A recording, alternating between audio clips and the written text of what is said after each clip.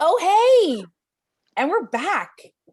Welcome back to yet another episode of Singular, where we, of course, discuss record of the year, taking you back to 1974 when Nixon resigns, proving that it is possible, America, when you do something wrong, to resign.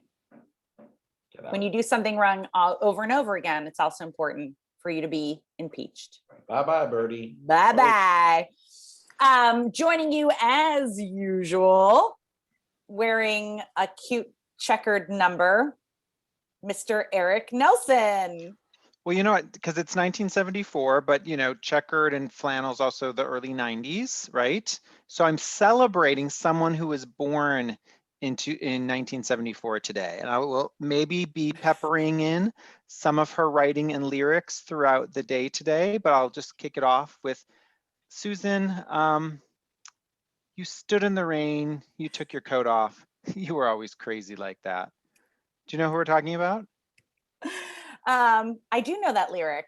Yeah, I have two words for you. Jewel and the Goo Goo Dolls. Oh my God. So Jewel was born in 1974. So where would we be without Jewel? So just a little celebration to that. My hands are small, I know. They're not yours, but they are my own. So. Also, the Goo Goo Dolls, I would fall in love to that music. Iris. Did you grow up in a high school locker room? I mean, what is going on? I think so. I probably was did. conceived in one. All right. And keeping us on track with our facts and figures and wearing the best t-shirt ever. This way. Very good. Dr. Vincent Mr. Stevens. I'm the Reverend Dr. Mr. Vincent Stevens. Love is love is love. And love is actually the subject of many of our nominees. Some express it more effectively than others. So, we'll see. And of course, I'm Susan Lombardi Verticelli. Queen of the rodeo. I got the stuff that you want. I got the thing that you need. I love your little denim jacket, by the way. Thank you. Very cute. Very spring. Very spring. You're like all about rebirth, Susan. I'm here for this. Absolutely. Rebirth, regrowth, redo, reinvent. Anyway, Eric Nelson. No, Dr. Stevens. Who goes first? I'll go. Why not? Okay. All right. Like I usually do. Like we usually do. So 1974. These are your top 10. And just because they were popular doesn't mean they were good. Number 10, One Hell of a Woman, Mac Davis. Number 9, Benny and the Jets, Elton John. Number 8, The Streak by Ray Stevens. Ugh. Number 7, The Sound of Philadelphia by MFSB, otherwise known as Mother, Father, Sister, Brother. Number 6, a remake of The Locomotion by Grand Funk Railroad. Number 5. Even your baby sister can do it with ease. I'm just saying. Exactly. Come on, baby. Dancing Machine, The Jackson 5. Number 4, Come and Get Your Love by Redbone. Number 3, Lover's Theme by Love Unlimited Orchestra. Number 2, Seasons in the Sun by Terry Jacks. And the number 1 song of 1974, The Way We Were, Barbra Streisand. Those memories of. Exactly. And Vincent, who did any of those top 10 make it into the Grammy nominees for that year? Interestingly, strangely enough, no. None of those songs were nominated. Yeah, what an interesting year, because usually they pick but I think The Way We Were wasn't eligible. No, it was. It was. Well then prove me wrong. Wow. So the song walked away with some things, but Barbra Streisand did not get nominated for anything, which shows you what a completely upside down year that was. Or when she directs a film. And doesn't get nominated for Best Director. But yet the film gets nominated. Yeah. We're still very bitter about this Academy.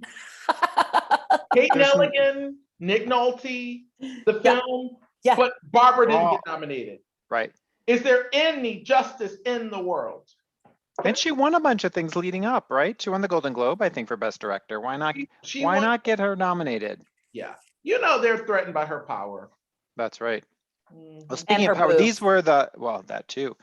These were the powerful songs that made it into the final ring of 5. Feel Like Making Love by Roberta Flack.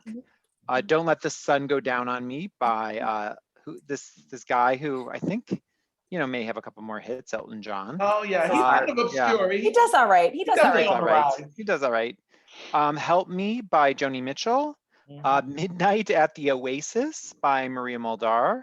And last but not least, I Honestly Love You by Olivia Newton-John. So, or as Patty Austin once called her at a Grammy Award ceremony, Olivia Neutron Bomb.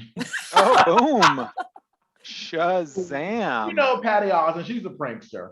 I like it. I was once, I believe I was in the Netherlands, as one does. And they had, I may have told this story before. They had their bathrooms listed as the Eltons and the Olivia Newtons, also known as the Johns. Ah, very good. I like it. Well, shall we kick it off with someone who had won a bunch of Grammys leading up to this year, Roberta Flack, and had previously won in this category with Feel Like Making Love. Yes, and what's interesting, this is the first album she produced by herself, and she didn't feel that she was up to the task. So if you look at the credit, it says Rubina Flake instead of Roberta Flack. Just something to throw you off there. All right, here we go. Ooh, that's the time. I feel like making love to you. That's the time. I feel like making dreams come true. Oh, baby, when you talk to me, when you're moaning sweet and low. Susan, when is your morning sweet and low? I just want to say, for all those critics out there who say, like, remember where there was a time when we sang about making love and it was more nuanced? I present to you Miss Roberta Flack, who's like, making love, moaning, let's get it going on. Done. And it's beautiful. I really felt like right out of the gate, like this song like hits you with the opening notes. And I feel like Miss Flack or Miss Fleek, what is her nom de plume? Is her producer credit? Oh, Flake. Like she has us on the hook with this song. I mean, it's just, it's a moving and a grooving. I did feel slightly uncomfortable, like kind of listening to my parents when she was like talking about moaning. I felt a little butterflies and nervous in my belly. Woo, woo. Did you have to pull the blanket up over Love your is love, even for older people. Love is love. But I was like, ooh, you can just kind of like groove to this song. I feel like this song has a lot of places to go. And then you listen to the lyrics and you're like, ooh, there's maybe only one place the song can go. But I enjoyed it. Done. Hollies, keeping this going. Yeah, speaking of enjoyment, Vincent Stevens. Yeah, so when I was growing up, my mom was a huge Roberta Flack fan, so I know her music very well. So this song definitely takes me back to growing up. It's sleek, it's shiny, it's glistening, it's laid back. I love how I think as the song builds, the more percussion comes in. So I think this is like high gloss, very attractive and enjoyable, easy listening music. I called it a wisp of a song. It's like a silk sheet blowing in the wind. It comes in and out and then whatever. Having said that, even though the song is not very long, I don't even think it's 3 minutes. It does repeat the chorus and the verses like 3 times, which is very strange for a song that's so short. I actually think if it didn't have the second or the third reprise of the chorus and verses, it would be fine. So I think that it's a lovely, easy listening, enjoyable record. And incidentally, Jeffrey Osborne, who sang Stay With Me Tonight in '83, he remade it on an album, and D'Angelo also remade it on an album. So it's a song that actually has a life beyond Roberta Flack. But I think my criticism, and this is my criticism of most of the songs that were nominated, it's like a wisp of a song. It's very small. It's very pleasant, but it's kind of like, is this the most substantive thing that came out in 1974? Not, but it is very, very listenable and enjoyable. Indeed. Yeah, I love how it's such a vibe. Like the moment it starts, you're like pulled into this vibe that she's created. And it's so well done that it sustains that vibe, even in its sort of small wispy way, or however, not that but it's like it's not hugely sonically booms. She never belts. Like it doesn't, I love that she restrains, but it so gets across the mood that she's trying to convey. And I think it just really, it succeeds. It's in all of the ways it seems to, want to succeed by. And I didn't realize, I had read up on it in getting ready for this podcast, but the fact that she had produced this, like, why don't we hear more about women producers, and why was she not? Because I think there were some challenges with the label of getting this done. Like, it also sounded like she wasn't given the support or the resources or whatnot to, that perhaps some of her male counterparts would have been given as producers. So, like, let's give women what they need to succeed. And look, even when they're not given that, look what happens. A really well-crafted, wonderfully produced song. So I really, because you hear, Killing Me Softly and First Time Ever I Saw Your Face gets such attention. So this one doesn't, perhaps because it didn't win or who knows, but I just so enjoyed getting to hear it. So, and I liked seeing another, even though she sort of stays in that adult contemporary world a bit, it was like another facet of her musicianship in this playground, and I really enjoyed that as well. So go Roberta. Woohoo! So second up is that other John, not Olivia, but Elton, and some sun coming up or going down. Here we go.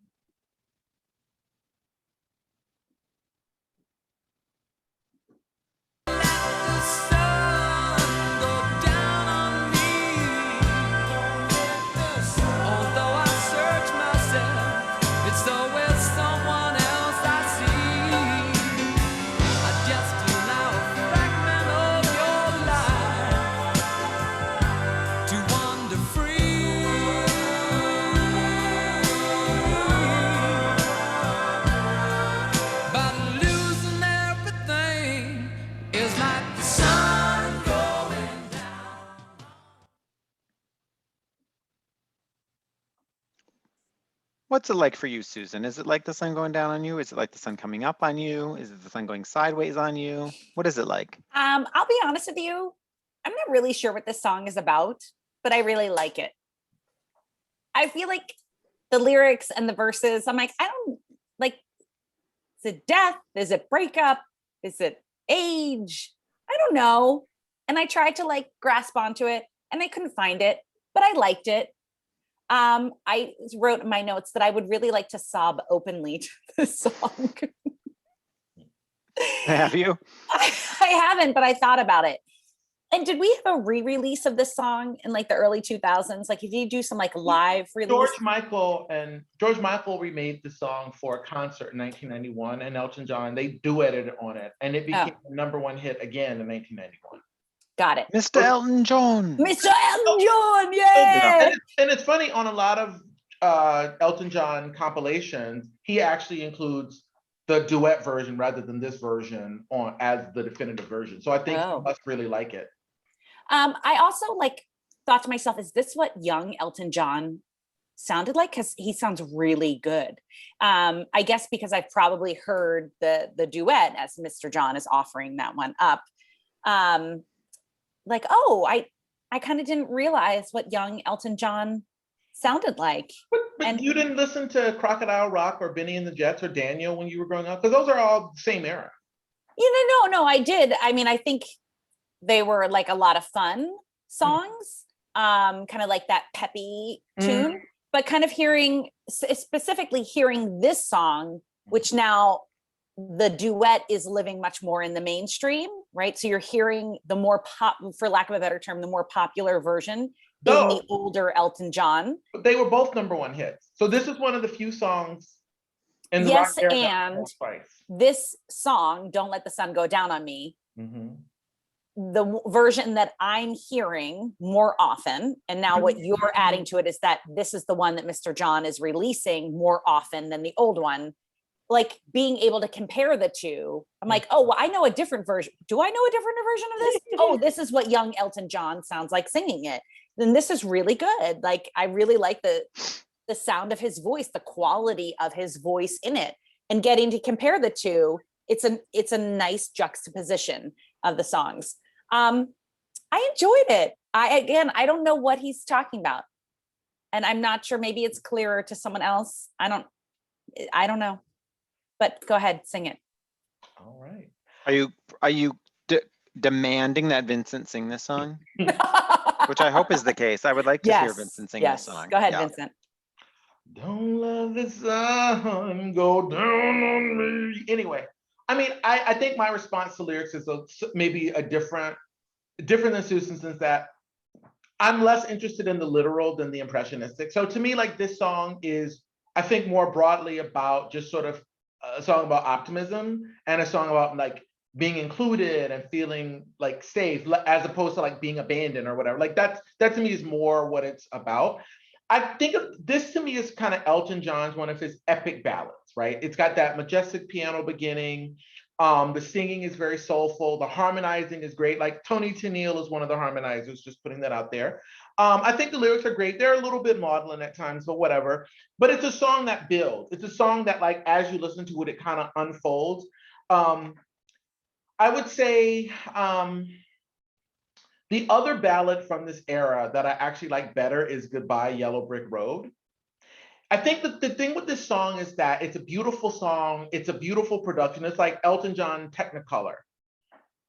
But Elton John, there's still a lot of levity with him sometimes. So this song has no levity. It's just like, whoop.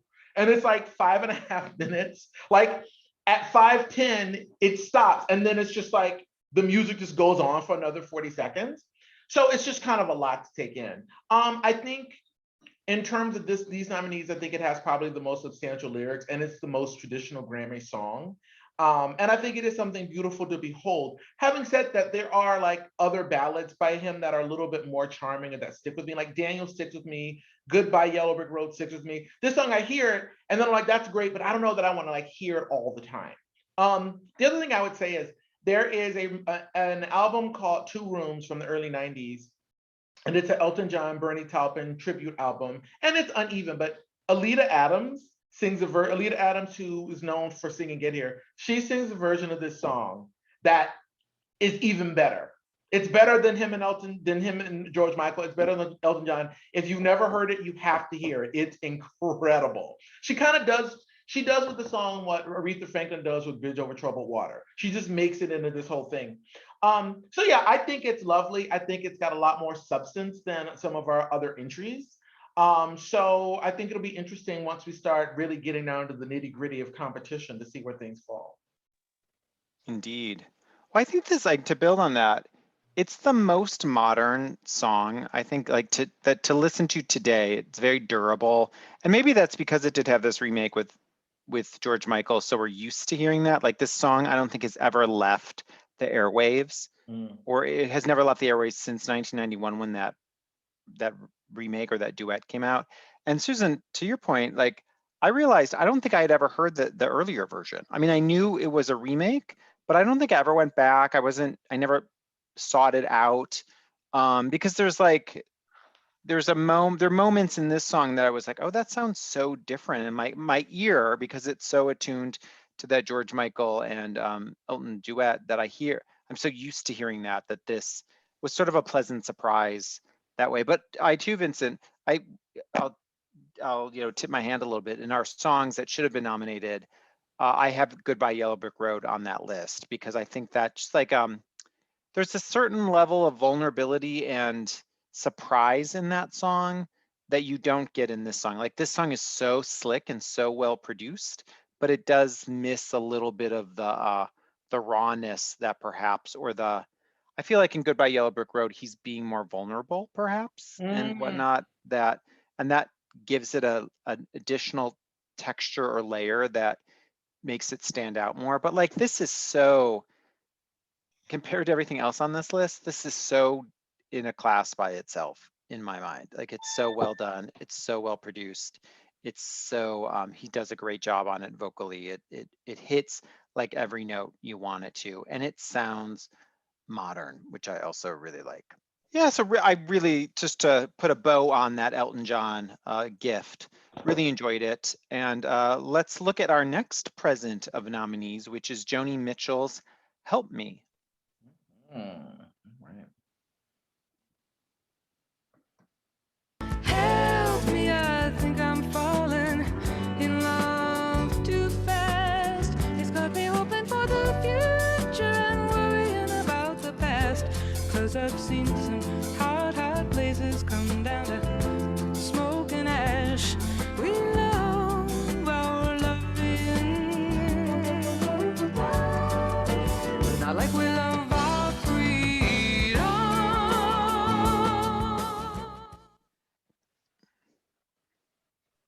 So what kind of help do you need? What kind of help don't I need? You can share it here. Well, here's the thing, and I don't know if anyone's ever talked about this or written a paper about or sampled, but I think there's actually very much like a hip hop rhythm to the song, the way that Joni Mitchell's cadence is in the song, and to her lyrics. Like, the amount of words that she's getting in a brief amount of time, I think is actually really cool in the song. And I don't know if that's something that she usually does. But like, if you like the speed of her lyrics, like, she's spitting out rhymes. I don't know. She's very influenced by jazz. That's Yeah. a big influence on her. So that would be part of it. So I just want to ask someone out there in the hip hop community to sample this song, or like go full like on rap with this. Yeah. I feel like this year is like an amazing soundtrack to the 1970s. And you're like, but if you act now, you'll get an additional 8-track with the likes of John Denver, Harry Chapin, and Stevie Wonder. Oh That's God. how I feel, how like we're flowing through this song. And Helen Reddy. Would you? And Helen Reddy. And where were you when everyone was dancing? May to she Helen? rest in peace, because you know she died this past year. Amen. Oh, I didn't. Yeah. Amen. Yeah, I kind of like last week, I kind of liked the song better when I was listening to with you two. And I think I like the song better in theory, but maybe I don't like this song this much. Where is it going? Where is this song going to last? Famous last words, Susan So Roberta. Vincent, well, can you answer that question for us? No, I cannot. But so Joni Mitchell, you know, is kind of the icon of like 70s singer-songwriter, troubadour music. And I think part of it is because she is a very sophisticated musician. She's influenced by a lot of different things. She's always experimented and taken risks. So her most acclaimed album is an album called Blue, which has like A Case of You, and Carrie and River, songs that are covered often. But actually, my favorite album is Court and Spark, which is where Help Me is from and was nominated for Album of the Year as well. It's a very beautiful album.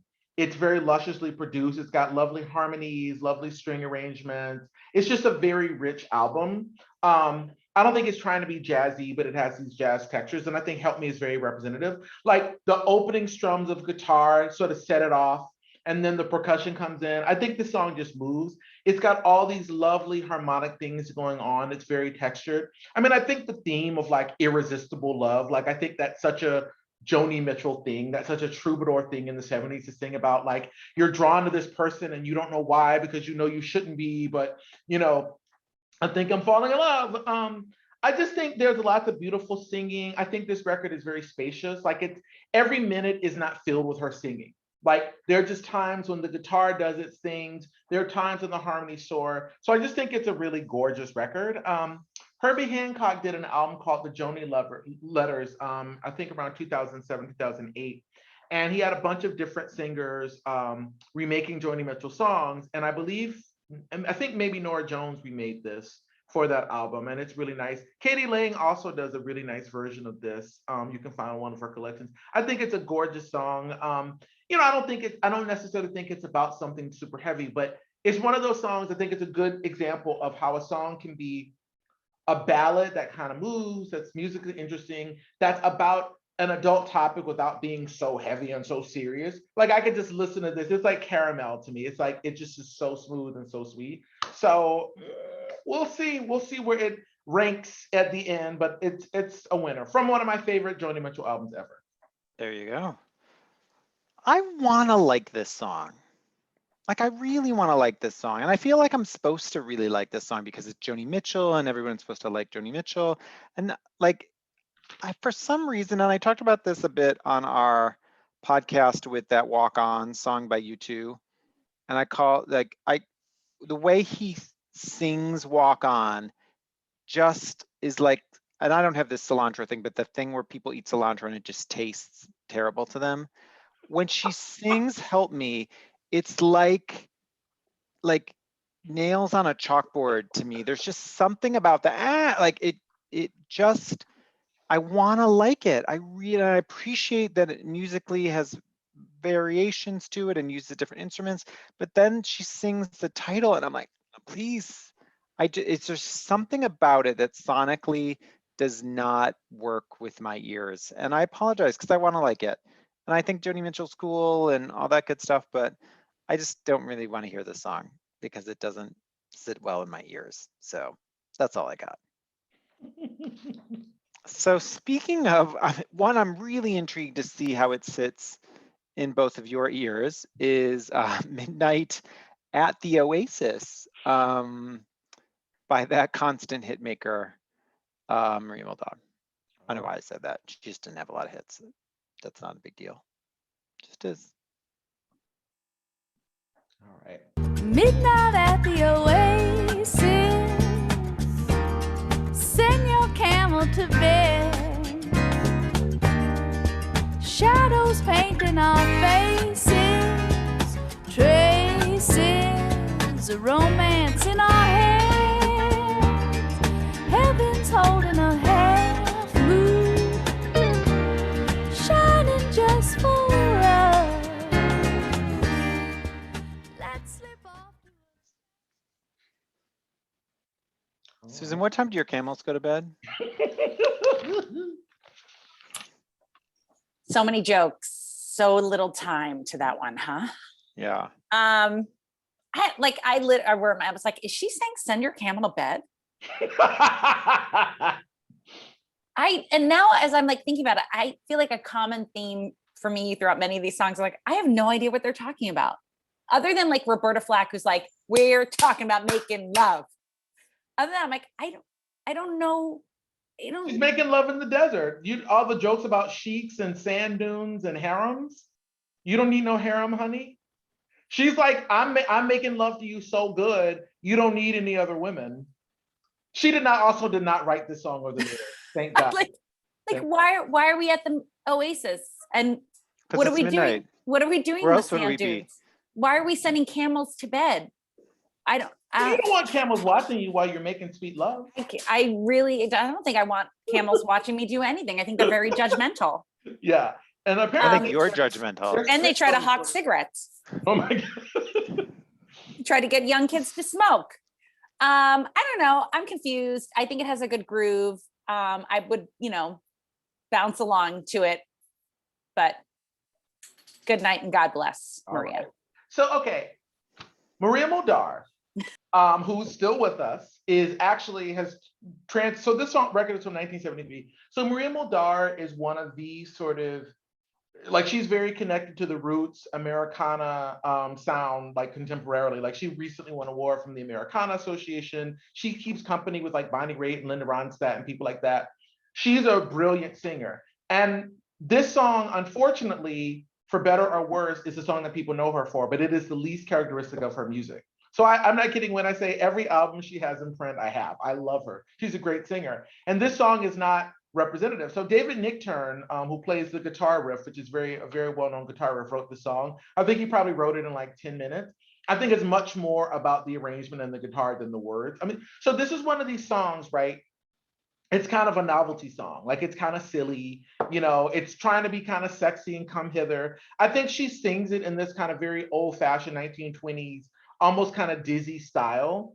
And so I think even she sort of finds it weird that this is the song she's best known for. Now, the following album after this, she remade the Peggy Lee song, I'm a Woman, which is her other second big hit, which I think is a little bit more characteristic. It's a little sassy. But in terms of the song, like, the lyrics are ridiculous.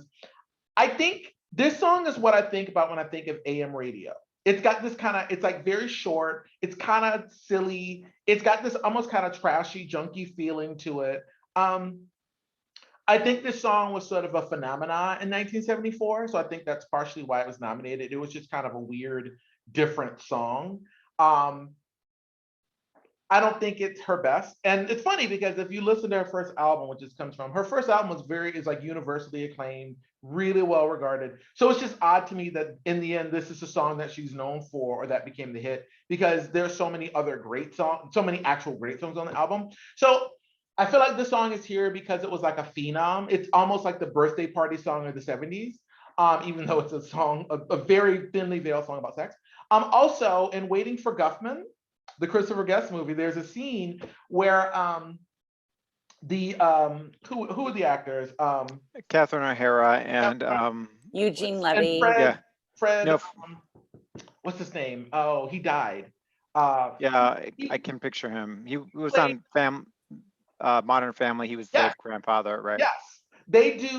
Fred Willard. They do this whole terrible cheesy audition scene, and then they use the lyrics as the basis of the scene. It's so bad. It's so bad. But they do get the part. So there you go. Bahamian breezes. I can't think of this song without seeing that scene, Vincent. Like, it is that, or in there's another, which I love. I think it's a really great movie and a wonderful performance by Michelle Pfeiffer, The Fabulous Baker Boys. There's a scene where everyone's they're auditioning for the singer of the lounge act, and someone's sing, all the greatest hits of, lounge songs, Feelings, Tiny Bubbles, I'm So Excited. Someone sings this song, and someone sings the Candyman. But it's a great montage of these songs that like somehow became phenoms and like wore out their welcomes very quickly because they were just so overdone. And I was reading that this song, it's so hard to believe, but like was like at the time, people thought it was so sensuous and so sexy, and it's like, and is blamed for so many births the following year. Like this, like, I think it speaks volumes about what was wrong in 1974, that this somehow sparked like hot sex and sensuality. Like, it's so like, it's, to your point, it's sort of like a novelty kind of, ridiculous, silly song, and somehow took on this life of its own. So I don't know. I never need to hear this song again, though. I appreciate, Vincent, what you said, because I know very little about her, and I appreciate learning more about artists, and it makes me want to explore her catalog more, and like especially that endorsement that you bring to this. Yeah, so what happened with her is that she made a bunch of albums in the 70s, and then at some point in the late 80s, or early 80s, she became like a born-again Christian, and just changed musical direction, but she didn't become one of like the mean, horrible ones. And then she started making like a few jazz-oriented albums, and then she started making albums like in New Orleans and different places. So her discography is excellent. She made this whole trio of blues albums in the 2000s. So she's one of those people who really loves American music, and her voice has gotten a lot huskier. She's not singing in that like kind of soprano-y sort of head style. So I don't know. It's so random to me that this is the song she's known for, because she's a great artist. So anybody listening, please listen to other things. You'll love her. I'll make you a playlist. Excellent. All right. So we have one more nominee left out of the 5, which is the other bathroom song, Olivia Newton-John's I Honestly Love You. All right, here we go. I love you. I honestly love you.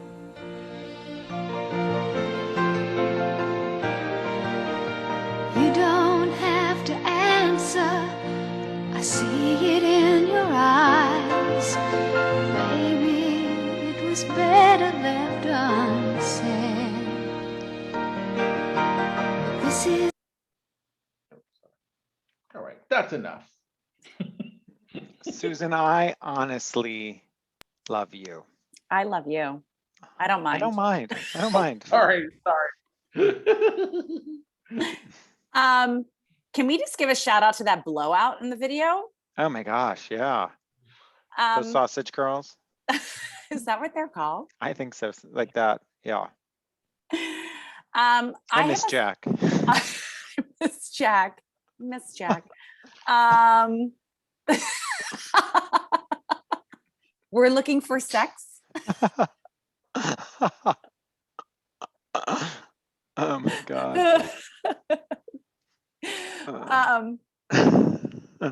I have a soft spot in my heart for Olivia Newton-John, and I don't even know why. Like I feel I don't know. I don't know. I feel like that I would want to like spend time with her. And I think often that her music is going to be much more interesting. And then I listen to it and I'm like, oh, this is not interesting at all. And also, is this like ripping off You Don't Bring Me Flowers? No, this song's written 5 years before. There is like, or then somebody needs to check Barbara, because there are some definite like sequences there. And then I was listening to it this time and I was like, wait, is that this song? There seems like there's like a lot of knockoffs happening in this. I kept thinking like, are we getting to the good part? Like, are we getting to the hook of this? I'm so bored. And then I was like, maybe we should make this a wedding song. I couldn't cling to anything in this song. It's hookless. It's hookless. The song has no hook to it at Right. all. Unlike my bras, which have multiple hooks. You wear bras? All the time. Yeah, I'm sorry, Miss Olivia Newton-John. I honestly thought I'd love it more. Yeah, I honestly hate you. I hate this song. The lyrics are, well, first of all, she's singing in this like breathy, like way that I think makes her sound like a living Cupid doll. And the lyrics are like adolescent. It's like no adult woman, I think, looks at another human being with this kind of, it's just so, it's like this, it's almost like it's trying to be Doris Day-ish. And Doris Day wouldn't even sing a lyric this dumb. It's just sort of like this like very breathy, sentimental, schmaltzy, like, and I think it thinks that it's doing something special by saying, I love you. I honestly love you. Well, does somebody dishonestly love someone? I don't know. I think the song was written by Peter Allen and Jeff Barry. And the thing is, this song was a huge hit, #1, and a lot of people covered it. A lot of people.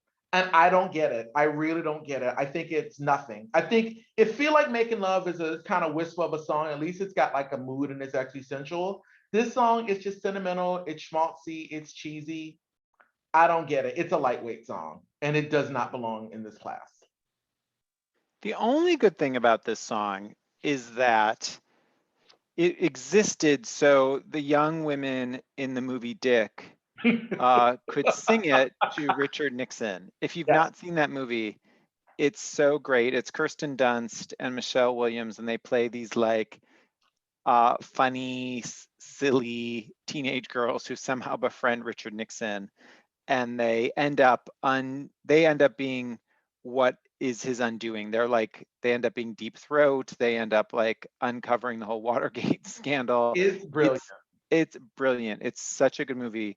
And Michelle Williams falls in love with him, with Nixon, and she calls him up and leaves on his machine her version of singing this song. And it's just brilliant. So I'm so glad that the song exists so we have that moment in cinema. Yeah. But it is like, all the things you've said, like it sounds like not even a high schooler, like an 11-year-old wrote these lyrics in a notebook. Like there's no art to the lyrics in any way, shape. They're just like non sequiturs. They're non sequiturs. No one wrapped them up in a bow of like language juiciness. Like it's just, and the fact that it became this big hit is just astonishing, because it's also, as we talked about, it's hookless, it's boring. Yeah. I will say in Olivia's defense, once you get to A Little More Love and Twist of Fate, there are some songs there that I would listen to over and over again from Olivia Newton-John. This is not one of them. No. Yeah. So I don't know what else needs to be said about that. But so who should have been nominated this year? What should have been invited? What song should have been invited to the party? So Susan, what on your list from 1974 should have been the cream that rose to the top of the You know where yeah I always excel. yeah I totally. don't like where is all the soul? Why, like, not only just the genre, but like the soul is missing.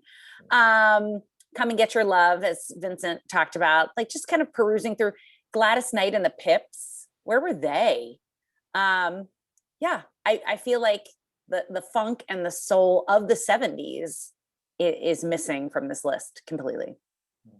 Yeah, there's no funk. There is No no funk. funk. There's a certain kind of funk perhaps on this list, but not the right kind. Vincent, what would you add? Yeah, to build on that, some songs that came out that would be eligible, some of which were actually nominated in other categories. Until You Come Back to Me, That's What I'm Gonna Do by Aretha Franklin. A Stevie Wonder song sung by Aretha Franklin, brilliant.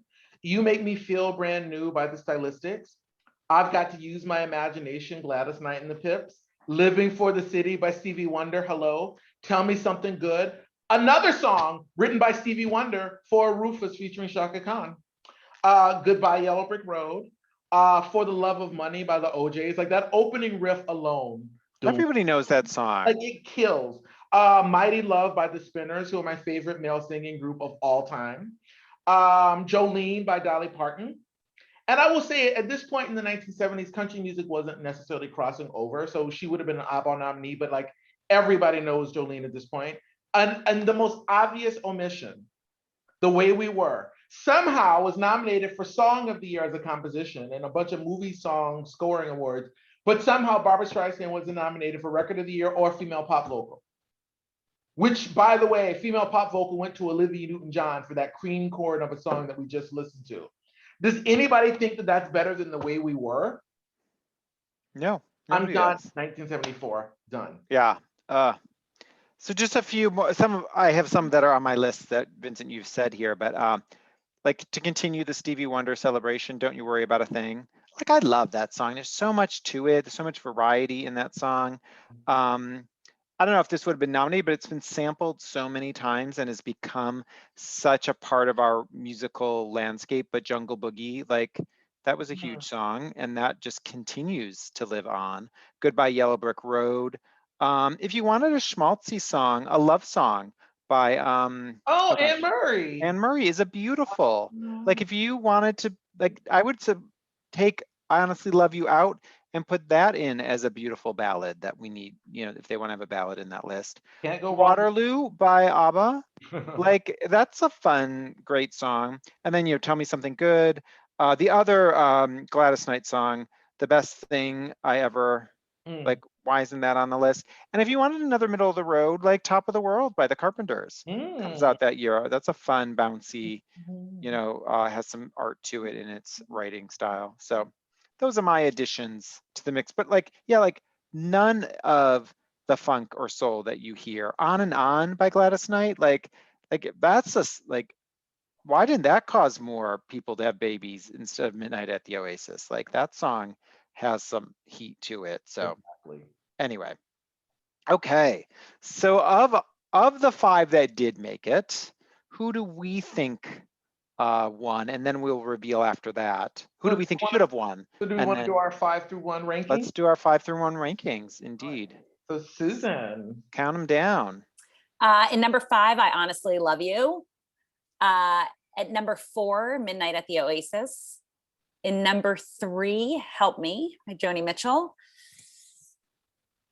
Ew, I don't.